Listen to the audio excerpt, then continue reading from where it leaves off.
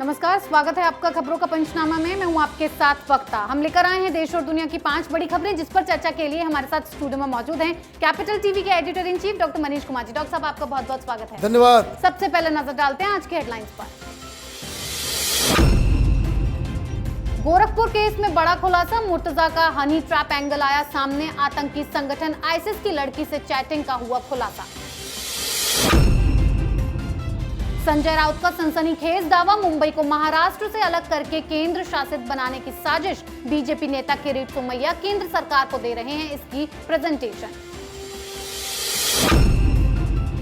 Calcutta high court का ममता बनर्जी को बड़ा झटका, कलकत्ता हाईकोर्ट का आदेश, बहादुर शेख की हत्या की जांच करेगी सीबीआई। करौली हिंसा पर गरमाई सियासत, बीजेपी के निशाने पर गहलोत सरकार, कहा राजस्थान में तालिबानी शासन। इमरान खान को लगा सुप्रीम कोर्ट से बड़ा झटका, संसद भंग का फैसला गलत, अविश्वास प्रस्ताव पर होगी वोटिंग।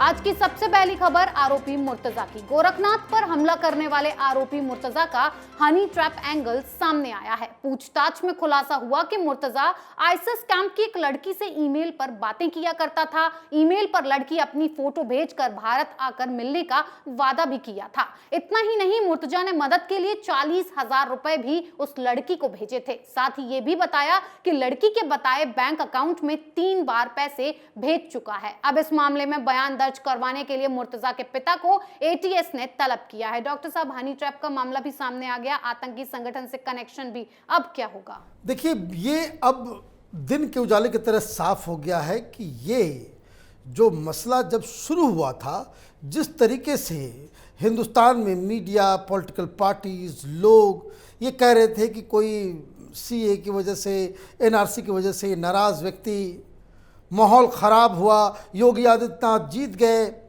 उस पागल ने हमला जाकर के कर दिया। एक जो कह सकते हैं कि इसको कवर फायर देने की कोशिश की गई, लेकिन जैसे जैसे ये इन्वेस्टिगेशन आगे बढ़ता चला जा रहा है, ये साफ हो जाता चला जा रहा है कि ये तो एक हार्डकोर टेररिस्ट था।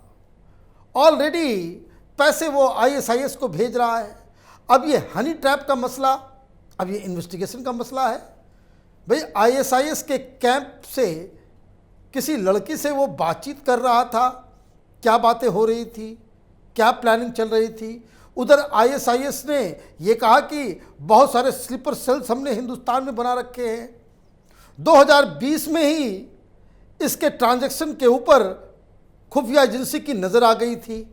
पाकिस्तान का एक जासूस ऑलरेडी इसके बारे में बता चुका था कि गोरखपुर में मुर्तजा नाम का कोई शख्स है जो उसका ऑपरेशंस देख रहा है। प्लस तमाम तरह की चीज़ें जो वो ऐप, जिहादी ऐप बना रहा था वो। तो इसका मतलब ये है कि ये लड़का पूरी तरीके से होशो हवास में मुंबई आईटी का प्रोडक्ट है। वो कोई पागल नहीं है, वो पूरे होशो हवास में 72 हुरों की तलाश में वो ये तमाम कार्रवाइयाँ कर रहा था और उसे मालूम था कि अब वो पकड़ा जाने वाला है। इसलिए उसने ये दुस्साहस किया और ये सोच के किया कि वो इस तरह का हमला करते हुए शहीद हो जाता है तो सीधे जन्नत और 72 हुरों का पासपोर्ट उसे वहाँ मिल जाएगा। जी डॉक्टर साहब, एक तरफ गोरखनाथ मामले में लगातार नए नए खुलासे हो रहे हैं, तो वहीं अघाड़ी के नेता भी रोज नए नए दावे कर रहे हैं। संजय राउत ने सनसनीखेज दावा किया है कि मुंबई को महाराष्ट्र से अलग करके केंद्र शासित बनाने के लिए किरीट सोमैया और बीजेपी नेता साजिश रच रहे हैं। मुंबई को महाराष्ट्र से कैसे अलग किया जाए, इसके लिए बीजेपी से जुड़े 5 लोगों ने प्रेजेंटेशन तैयार किया और इसे गृह मंत्रालय के सामने पेश किया है। किरीट सोमैया झूठे कागजात लेकर अक्सर दिल्ली जाते हैं। सोमैया के साथ मुंबई के एक बड़े बिल्डर का हाथ है। इस साजिश के सूत्रधार किरीट सोमैया हैं। डॉक्टर साहब, संजय राउत जो दावा कर रहे हैं उसमें कितनी सच्चाई है? देखिए, सच्चाई होती तो वो सबूत देते। कोई रिपोर्ट ऐसी बन रही है तो रिपोर्ट कहाँ है? आपके कहने से कोई आरोप, कोई कॉन्स्पिरेसी सत्य नहीं हो जाता until unless you provide proof. लेकिन सवाल यह है कि अचानक से संजय राउत ने ये बात क्यों कही? इसको समझना ज़रूरी है। 2 दिन 3 दिन पहले इनके 9 फ्लैट्स को जब्त कर लिया गया।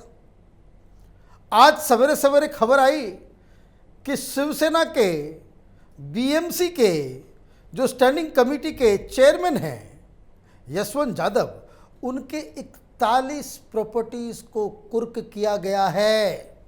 अब ये जो यशवंत यादव की डायरी मिली उसमें साफ साफ लिखा हुआ है मातोश्री को 2 करोड़ रुपए और 50 लाख की घड़ी दी गई। भाई गजब का बेटा है, क्योंकि जब उससे पूछा गया कि भाई ये मातोश्री क्या है, पूरी दुनिया जानती है मातोश्री क्या है, शिवसेना भवन है वो। ये कहता है कि नहीं नहीं, तो मेरी माँ का नाम है, मैंने अपनी माँ को दिए। गजब का श्रवण कुमार है ये। माँ को गिफ्ट भी देता है, कैश भी देता है और डायरी में नोट भी कर देता है। उसी डायरी में जिसमें अलग अलग बिल्डर से कितने पैसे आए हिसाब किताब वो रखता है।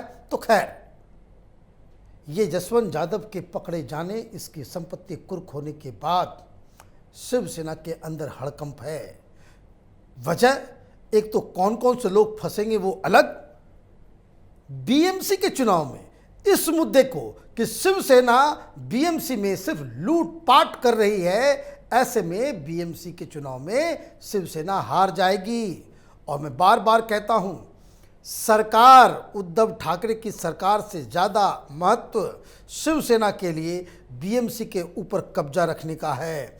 और ये उनके हाथ से जैसे जैसे निकलता जा रहा है तो उन्होंने पासा फेंका ये कि मुंबई खतरे में है, मुंबई को महाराष्ट्र से अलग किया जाएगा, मुंबई को बाकायदा एक यूनियन टेरिटरी घोषित करने की साजिश रची जा रही है। और किसका नाम ले लिया? तो किरीट सोमैया का। किरीट सोमैया कोई कॉन्स्टिट्यूशन के एक्सपर्ट हैं जो इस तरह की रिपोर्ट्स बनाएंगे? क्यों बनाएंगे? तो खैर, ये राजनीतिक दांव पेच है, लेकिन इसमें ज़रूर कहा जा सकता है कि जिस तरह से ये अघाड़ी की पार्टियां व्याकुल हैं, परेशान हैं, वो अच्छे संकेत नहीं है। जी डॉक्टर साहब, महाराष्ट्र में घमासान तो बंगाल में ममता बनर्जी को कलकत्ता हाईकोर्ट से बड़ा झटका लगा है। कलकत्ता हाईकोर्ट ने टीएमसी के भादु शेख की हत्या की जांच सीबीआई को सौंप दी है, जो बोगतोई बीरभूम से टीएमसी के उप पंचायत प्रधान थे। इससे पहले हाईकोर्ट ने बीरभूम रामपुर हाट हिंसा मामला भी सीबीआई को सौंपा था। ये मामला बोगतोई गांव में 9 लोगों की हत्या से जुड़ा है, जिन्हें 21 मार्च को उनके घरों में बंद करके जिंदा जला दिया गया था। डॉक्टर साहब, क्या कलकत्ता हाईकोर्ट ही ममता बनर्जी को सबक सिखा पाएगी? देखिए, ममता बनर्जी की चिंताएं अब बढ़ रही हैं। वो तो 2024 में प्रधानमंत्री बनना चाहती हैं। अब ये रामपुर हाट के केस में 4 लोगों को पकड़ा गया है। कहाँ? मुंबई में। ये लोग कौन हैं? ये लोग वो हैं जो मौकाए वारदात पे जो 9 लोगों की हत्या हुई, जला करके मार दिया गया, उसके वो चश्मदीद, उसके वो आरोपी, मुख्य आरोपी कहाँ भाग के चले गए? मुंबई सेफ हेवन, वहाँ उनको बचा लिया जाता। ये क्या चल रहा है उद्धव ठाकरे सरकार और ममता बनर्जी के बीच? वहाँ के अपराधी वहाँ भाग के जाते और अनिल देशमुख जितना जो गड़बड़ कंपनी वाले वो शेल कंपनियाँ, फर्जी कंपनियाँ, वो खोलने के लिए कलकत्ता पहुँच जाता है। तो ये भी एक अलग माने चीज़ है जिसको समझना ज़रूरी है। खैर, ये भादु शेख का जो मसला है क्यों ममता बनर्जी के लिए परेशानी का सबब है? क्योंकि सीबीआई अब उसकी जांच करेगी, ये पता करेगी भाई किस बात के लिए उसका मर्डर किया गया, मर्डर करने वाले कौन थे, मरने वाला मारने वाला दोनों टीएमसी। क्यों मारा गया, इसकी जब तहकीकात करेगी तो वो बहुत ही एम्बैरेसमेंट होगा टीएमसी के लिए, ममता बनर्जी के लिए। क्यों? क्योंकि जो ग्राउंड से जो सोर्सेज जो हमें जानकारियां दे रहे हैं वो ये बताते हैं कि उसकी हत्या इस वजह से हुई थी कि उगाही कौन करेगा, उस इलाके का जो सबसे ज़्यादा वसूली करने का अधिकार किस। ये तो अंडरवर्ल्ड की तरह काम हो रहा है वह टीएमसी के कार्यकर्ता। ये जो सिंडिकेट का काम, सिंडिकेट किसके हाथ में रहेगा? कौन जो इलीगल ट्रक्स जाते हैं उससे पैसा उगाही कौन करेगा, कौन सारी चीज़ों को देखेगा, जितना इलीगल काम है, स्मगलिंग हो या तमाम तरह की चीज़ें, ये उसकी लड़ाई थी जिसकी वजह से ये सारा चीज़ हुआ है। अब सीबीआई को ये सौंपा गया है तो ममता बनर्जी के नींदें उड़ गई होंगी, क्योंकि सच्चाई पूरी दुनिया के सामने आ जाएगी। जी डॉक्टर साहब, बंगाल में हिंसा का मामला शांत हुआ नहीं कि राजस्थान के करौली हिंसा का मामला गर्मा गया। करौली हिंसा हुए आज 7 दिन हो चुके हैं, लेकिन अभी तक आरोपी गिरफ्त से बाहर हैं। पूरे मामले को लेकर बीजेपी ने प्रेस कॉन्फ्रेंस की। दिल्ली के बीजेपी ऑफिस में राजस्थान बीजेपी अध्यक्ष सतीश पुनिया ने प्रेस कॉन्फ्रेंस करते हुए सरकार पर गंभीर आरोप लगाए और कहा कि राजस्थान में ऐसी भ्रष्ट और नकारा सरकार कभी नहीं देखी। राजस्थान में हिंदुओं के खिलाफ कानून और हिंदुओं के खिलाफ माहौल है और सरकार तुष्टीकरण की राजनीति कर रही है। राज्य के गृह मंत्रियों ने दंगाइयों को क्लीन चिट दे दी। राजस्थान में तालिबानियों जैसा शासन है। डॉक्टर साहब, बीजेपी ने जो आरोप लगाए कितने सही हैं और एक्शन क्यों नहीं हो रहा? देखिए, बीजेपी ने सिर्फ आरोप नहीं लगाए, बीजेपी ने वीडियो के माध्यम से सबूत भी पेश किए। अब कोई पार्षद है कांग्रेस पार्टी का जो मुख्य आरोपी है, जिस इस हिंसा में सिर्फ वही नहीं उसके परिवार वाले भी लोग शामिल हैं। अब वो फरार है, वो गिरफ्तार हुआ नहीं। कैसे गिरफ्तार होगा? क्योंकि वीडियोस कुछ आ रहे हैं सोशल मीडिया में, उसके साथ पुलिस चल रही है, पुलिस वालों के साथ वो नजर आ रहा है वीडियो के अंदर, तो उसे कौन पकड़ेगा? दरअसल गहलोत सरकार एन केन प्रकारेण ये जो हिंसा हुई है करौली में, उसको बहुत ही अंडर प्ले करना चाह रही है। लेकिन अगले साल चुनाव होने वाले हैं। भारतीय जनता पार्टी को भी ये बैठे बिठाए एक मुद्दा गहलोत सरकार ने दे दिया।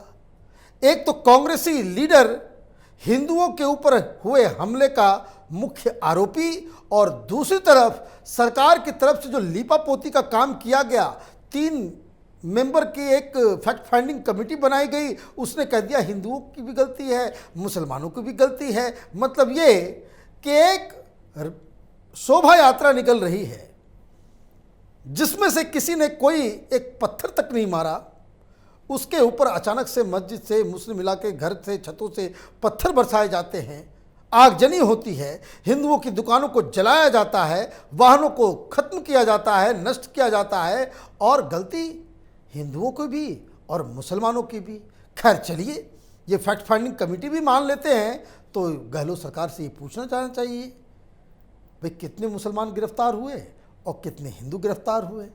जिन हिंदुओं के घरों को जलाया गया, जिनके वाहनों को इन लोगों ने तहस नहस कर दिया, कार को तोड़ दिया, मोटरसाइकिल में आग लगा दी, उनके वो जब एफआईआर करने के लिए गए तो उनके एफआईआर को दर्ज क्यों नहीं कराया गया?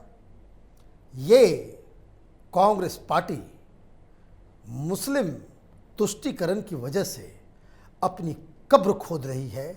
राजस्थान में जब अगला चुनाव होगा, राजस्थान की जनता इस घटना को भूलेगी नहीं। जी डॉक्टर साहब, पाकिस्तान के सुप्रीम कोर्ट ने इमरान खान को बड़ा झटका दिया है। कोर्ट ने डिप्टी स्पीकर के फैसले को गलत ठहराते हुए संसद बहाल कर दी है। कल सुबह 10:30 बजे नेशनल असेंबली सत्र शुरू होगा और कल यानी कि 9 अप्रैल को जिस अविश्वास प्रस्ताव से इमरान खान भाग रहे थे उसका सामना भी करना पड़ेगा और इमरान की चुनाव न कराने की मांग को ठुकरा दिया गया है। अब चुनाव होंगे जिसमें विपक्ष अपना पीएम बैठाने की पूरी तैयारी कर चुका है। डॉक्टर साहब, इमरान खान का वक्त खत्म या अभी भी कोई सरप्राइज दे सकते हैं? अब कोई सरप्राइज नहीं है। जब हम लोग रिकॉर्ड कर रहे हैं उस समय पाकिस्तान से इस तरह की खबरें आ रही है कि वो आज रात में ही इस्तीफा दे दें। He is fighting a lost battle. उसके पास संख्या नहीं है। सुप्रीम कोर्ट का आदेश जो था वो एक बहुत बड़ा झटका माना जाएगा इमरान खान के लिए। Imran Khan is a bad loser और इसलिए उनके पास ये हिम्मत नहीं है कि वो नेशनल असेंबली के अंदर जाएं, वोटिंग कराएं और हार को स्वीकार करें। हार स्वीकार करने से बेहतर ये अपने आप को शहीद घोषित करेंगे।